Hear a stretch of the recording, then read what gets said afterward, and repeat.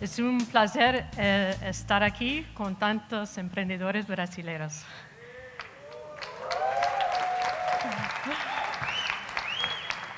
That's the extent of the Portuguese I can speak right now. I can say obrigada, muito obrigada. So thank you very much. I wanted to talk a little bit about the book that we're just finishing up and some of the things that we learned in the process of interviewing a lot of entrepreneurs around the world. First, I'll tell you just a little bit about myself. As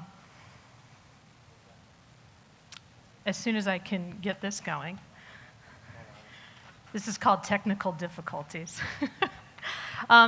Anyway, I'm an entrepreneur, and my first company I started when I was 17 years old and sold it when I was 19. I had no idea what I was doing. I got what we call friends, family, and fools money, meaning my dad loaned me some money for the company. So far, I've started 5 different companies over the years. I'm definitely an entrepreneur, even though I've worked with publicly held and private companies in the tech space for a long, long time. What I do today really is help a lot of startups get focused on the right things to build value in their companies. So I've worked with entrepreneurs all around the world in about 35 different countries over the last 6 years. Over the last couple months, I've heard about 200 startup pitches. In the last 2 years, I've probably heard 3,000 to 4,000 startup pitches. So I've learned to kind of use the lens in Silicon Valley, the perspective that we have in Silicon Valley, to help entrepreneurs around the world get more focused on the key things that make the most sense for creating a scalable business and building value in their companies. So the kinds of clients that I work with typically are corporate and government acceleration programs or individual companies that are really interested in scaling. So I want to tell you just a little bit about the book that I'm writing. And I apparently don't have the right touch here, not hard enough. The book is called Decoding Silicon Valley, The Insider's Guide. And the reason that we wrote this book really was to help entrepreneurs understand how to access everything that's in Silicon Valley and help sort of dispel a lot of the myths, help you understand the false expectations that a lot of people have when they go to Silicon Valley, help you kind of deal with some of the truths and the lies there, and really take full advantage of what's in Silicon Valley. So we really focused on, so what do people believe outside of Silicon Valley? And when they come to Silicon Valley, what are all these expectations they have about raising capital, finding a good mentor, selling their company to Google, things like that. So that was the purpose of the book, is really to kind of provide sort of the real truth about what happens there. But like any startup, we thought we knew who our audience was, but actually we didn't. We thought we had a plan and a series of goals for how we were going to write this book, but we really didn't. Is this starting to sound like anybody's startup so far? We thought we had a business model for how we were going to go forward with this book, but we really didn't. We had a schedule, but we really didn't. And then we had what we call an OSM. Does anybody know what an OSM is? It's an oh shit moment. So we had an oh shit moment that really said, what the heck are we doing writing this book? Do we really know what we're doing? Do we really know who our audience is? Do we really know how we're going to get this book out there to help entrepreneurs be more successful? And so we kind of went back to the drawing board, and we really thought long and hard about, so who is our audience, and really what is the message that we want to give them with this book, and really what are the sort of insider secrets about Silicon Valley that are going to help make them more successful as they build their business, whether it be in Silicon Valley or if they build their business globally. So the oh shit moment happened about 6 or 9 months ago, and we sort of had to refocus everything, but I think now we're on track with where we want to go. And what I'd like to do is share a few of the insights that we learned. These are some of the people that we interviewed. So we've interviewed the founder and the founder and executive chairman of Evernote. We talked to Dave McClure at 500 Startups. We talked to some of the major banks, trade associations, some of the people in Silicon Valley that really have a perspective with respect to how the Silicon Valley works and what are the right things that international companies should do when they're trying to access all the resources that are there in Silicon Valley. We talked to some of the universities there. We talked to a ton of startups, a lot of very small companies, some companies that have scaled. And we talked to some of the outside trade associations like Apex Brazil to help understand what their perspective is on Silicon Valley as well. One thing that we learned was really important. In Silicon Valley, we have this perspective of I can. It's all possible, it's all possible, it's all possible. What I have found in a lot of parts around the world is this. That's a significant differentiator from Silicon Valley and other parts of the world. A lot of people believe, I can't, it's not possible, we lack this resource, we lack this, we lack that. And so that starting perspective with how entrepreneurs look at starting their business or growing their business is one of the fundamental differences, I think, of the perspective, the attitude, the culture in Silicon Valley that makes it so unique. Everybody there kind of believes that regardless of what happens, we can make something happen there. And the tougher times are, the more creative and innovative people get. I think that when you look at some of the great companies around the world, a lot of them were started during very tough economic times. And Brazil is in a very tough economic situation right now, and it's going to take a very long time to come out of where you are today. If you look at how long it's taken the United States to kind of recover from the 2008 financial crisis, it's going to take equally as long here in Brazil. So my point is that the starting perspective that you have, how you begin your business, how you look at your ecosystem, how you look at how you help one another and grow your businesses, the starting point of I can do anything, it's all possible, is a fundamental differentiator for success or the size of growth that happens in a regional ecosystem. So keep that in mind when you're talking about, what's going to happen here in Brazil and what can help you be more successful. Extreme uncertainty is a very normal thing. How many of you guys know exactly where you're going to be 6 months from now in your business? Yeah, not a lot of hands went up. Okay, so uncertainty is a big part of building your company. You have to be comfortable with that. You have to understand that it's going to happen. There is one way to sort of avoid that uncertainty, and it's called hindsight. So hindsight is a very precise science. So when you're looking in the rearview mirror and you said, hey, we did this, we did that, we did this, you can kind of dissect it and figure out, what you did right, what you did wrong. So it's a very precise way of figuring out what works and what doesn't. And so the point is for CEOs to learn from is to figure out how we're not going to make those mistakes again and how we're going to probably end up making different mistakes in the future. I know a lot of investors in Silicon Valley that invest in serial entrepreneurs because they know that serial entrepreneurs are not going to make that whole set of mistakes they made on that company, but they're going to be obviously avoiding those and doing something different in the future. So hindsight is a really important learning tool. One thing we like in Silicon Valley is people that think differently, to quote a very cliche, think out of the box. They're different, they have big visions, they have crazy ideas, they're called innovators, but we like people that think very differently. And we're not interested in copycat products in Silicon Valley. We're not interested in somebody coming in and doing the next Facebook or doing the next Amazon, things like that. So we're always interested in people with big visions, great ideas, kind of out of the box thinking. And that's something that I think differentiates Silicon Valley. And one thing that you can think of with respect to the ecosystem here in Brazil, what are some of the ways that you guys can, come up with the craziest ideas and the most innovative things that you can do to build your companies and build your products? One of the speakers yesterday talked about ideas having no value. I totally agree with that. Your ideas are cheap. The execution is really where it's at. And in all the people we interviewed for our book, they all said kind of the same thing. We're looking at product and market traction of the team, not so much about how grand or beautiful or creative the idea is. It's all about execution. So this is about getting stuff done.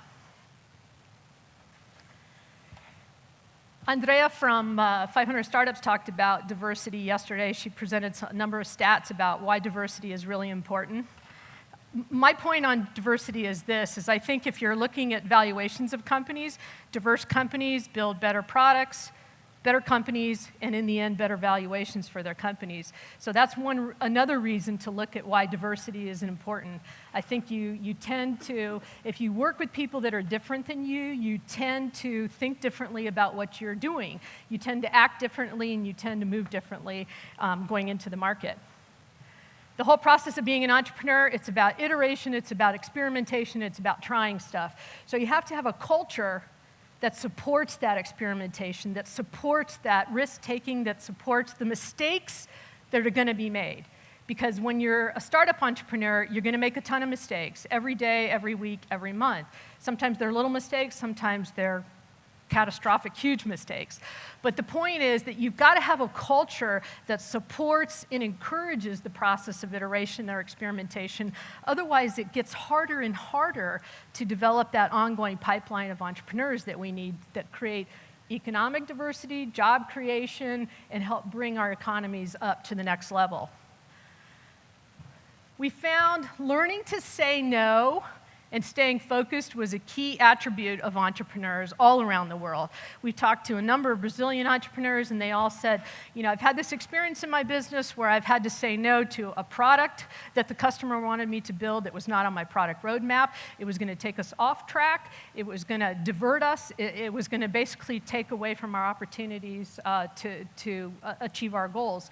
So focus and saying no is a very important attribute that we've found with entrepreneurs. And we've interviewed entrepreneurs all over the world about this.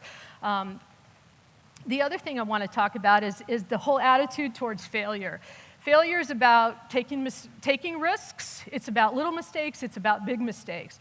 But when you talk about entrepreneurs, you talk about risk and you talk about failure. It's all combined. It's all the same thing. And if you don't have a culture that allows you to take those risks, make those mistakes, it gets very hard to have a strong economy, a very diverse economy.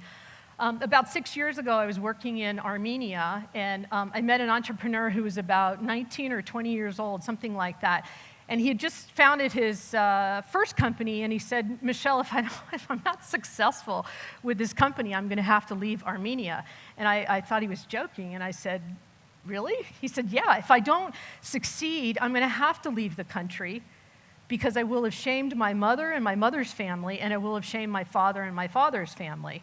And this guy was not, even old enough to rent a car, and he was already very aware of the sort of negative attitudes and pressure associated with failing and making mistakes and being branded basically a loser. What ended up happening with him, he was very successful in the long run, and he sold that company and started 2 more later on. I think he's about 26 now, something like that. But the whole attitude towards failure in his culture was something that weighed very heavily on him. So the fact of the matter is that most startups die from suicide, not homicide, okay? So think about that for a second. That's why you want to hire the best team you can, the most diversity in your team. You want to find the best people that you can. You want to find the best mentors. You want to build the strongest network that you can, because in the end, what makes or breaks a company is what happens inside the walls of that company. Very rarely is it product. Very rarely is it timing. Well, actually, it's probably more timing than it is product, because timing in the market is a big factor. I know an investor who says, too early, too early, too early, too early, just right, too late. So think about your team, your people, the clarity of your plan, the precision of your execution. All this is really, really important to success. This is a marathon. Building your company is a marathon. Generally, it's not a sprint. It's not something that's going to happen in a relatively short period of time. Generally, you're looking at 3, 5, 7, 9 years. It takes a long time to build success, and you've got to be ready for the long haul. You've got to have team members that are good for today, but have the skills and ability to change for what the company is going to need tomorrow. And here's a little secret. People abbreviate their success. And I learned this recently when I was interviewing somebody for the book, a Danish entrepreneur, and she said, what happens in Denmark is this. The Danish entrepreneurs come to Silicon Valley and they work really, really hard on their companies and they build their companies and then they sell their companies and then they go back to Denmark and they say, guess what? I went to Silicon Valley, I raised capital, we built the market and then we sold the company. And all the Danish entrepreneurs are going, oh my God, wow, I'm so stupid. Why can't I do that? And it's like the fact of the matter is they abbreviated their success of like 5.5, 6 years down to like a 3-minute story. So everybody says it's really easy to go to Silicon Valley and raise capital. It's not. It's hard as hell. Even the entrepreneurs that have a really successful business in Silicon Valley, that have customers, market, that everything is going really good in their direction, they have a tough time raising capital. So when I meet Brazilian entrepreneurs, they say, hey, we just started a company, and in 6 months from now, we're going to fly to Silicon Valley, we're going to raise capital in Silicon Valley. I was like, okay, we need to look at this as an expectation because it's really, really hard to do it there. Even the ones that are successful there have their own set of challenges. But this is human nature. People abbreviate their success. If it sounds too easy and it sounds too smooth, guess what it is? And you have an obligation to kind of dig down to the next level and figure out what's going on. So Biz Stone, the original founder of Twitter, he says this, he says, timing, perseverance, and 10 years of trying will eventually make you look like an overnight success. 10 years of trying and overnight success. Okay? Abbreviate their success. This is what really is happening all the time. And that's part of what's contributed to some of these lies about Silicon Valley.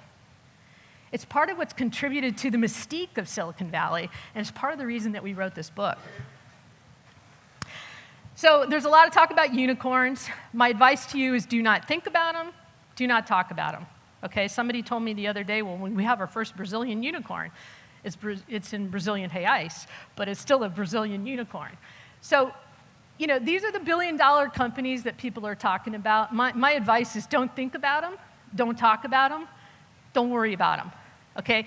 Because the steps to go from creating your company to being a unicorn is a very long, convoluted, strange journey. Whoops. So you got to focus on just building value in the company. That's the most important part, in my opinion. So let me tell you about a couple of the interviews that we did. We talked to Phil Lieben, who's the founder and now the executive chairman of Evernote. He talks about the importance of luck. Luck is a big factor in people being successful. So when people tell you they give you the 3-minute story of their success, you've got to look at, you know, how much was luck a factor? Were they in the right place at the right time? Did they meet somebody that just happened to meet somebody? You know, there's a whole bunch of randomness that happens in Silicon Valley. There's a whole bunch of randomness that probably happens here. Your job is to figure out who in this room can help you. You know, so your job is to figure out how you can network your way through this room as quickly as possible to find the people that you can help and that can help you. You know, so it's not a question of standing there drinking coffee with the people that you talk to and work with all the time. This is a question about how you can meet a number of new people because you never know who's going to be able to help you. Fabio Santini, he's a Brazilian entrepreneur. He runs a company called NetEye. He spent a couple months in Silicon Valley, and 3 days before he was going to leave and come back to Brazil, he talked to the guy that was giving coffee at this place, Dharma Coffee in Mountain View, California. And the guy said, I heard what you're talking about your startup. I know somebody who might be able to help you. And so the guy that was making his coffee introduced him to somebody who's eventually going to invest in his company. So that is complete randomness. But that's what happens in Silicon Valley all the time, is randomness. So your job is to figure out who you can connect with, because you never know who's in this room that can help you. And Dave McClure with 500 Startups, he basically says that, you know, I'm not interested in your idea. I'm interested in, you know, what is your product and market traction that you have. That's how I'm going to judge your team. What have you done so far? If you're a new company, what have you done in your previous jobs? What have you done together working as a team? What did you do with your products, with your projects in the universities? He's looking at the do, the action, the get it done. That's the most important thing for us in Silicon Valley is the action, not necessarily the idea. So we're going to be launching this book in January, and we're basically going to make it available half off to everybody that's here at the CASE conference. Eventually, we're going to translate the book into Portuguese and want it distributed here in the country. So we'll talk to you. I can tell you guys a little bit more about how we can do this with respect to when the book's available in January. In February, we're doing a female founders program. So we're really looking for founders to come to Brazil for a couple of weeks. We've got some partial scholarships available for that program. We're interested in female founders coming to Silicon Valley. We've got a lot of really great female advisors, investors, professors, entrepreneurs, mentors. We've got a lot of people that are really interested in helping women be successful. It's not to say that this is only open to women, but it is called a female founders program. So we will accept men into the program, okay? And lastly, my company is having its 10-year anniversary next month. So I'm going to basically be offering a year's worth of mentoring to a startup. And you got to qualify for this. So you got to write an essay, either in English or Spanish.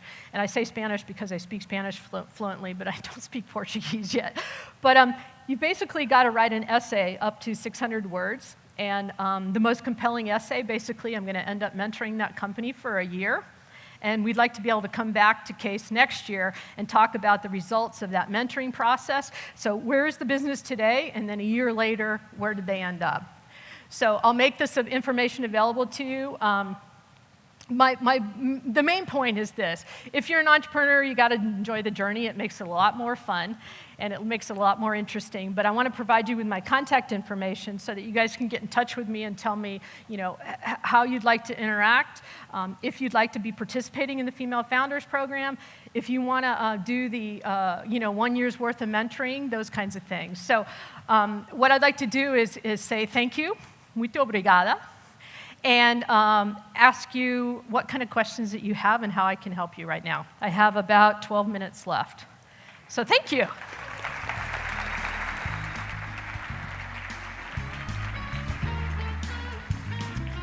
Okay, so we have question. Who else? Question? Okay, so we got 3 so far. We got to get somebody in the way back of the room, too. Okay, who's the first question? Hey, so first of all, great talk. Thank you. While you mentioned we shouldn't talk about unicorns a lot, I really want to know your take on how we're probably entering a market downturn in regards to valuations in the Valley, and how you think that's going to affect other ecosystems, like Brazil, for example. Well, I'm not an investor, and so I'll just qualify it with that. My co-author on the book has been around the venture business for about 15 or 20 years, so he knows a lot about it. I guess my thing is this, it can be a self-fulfilling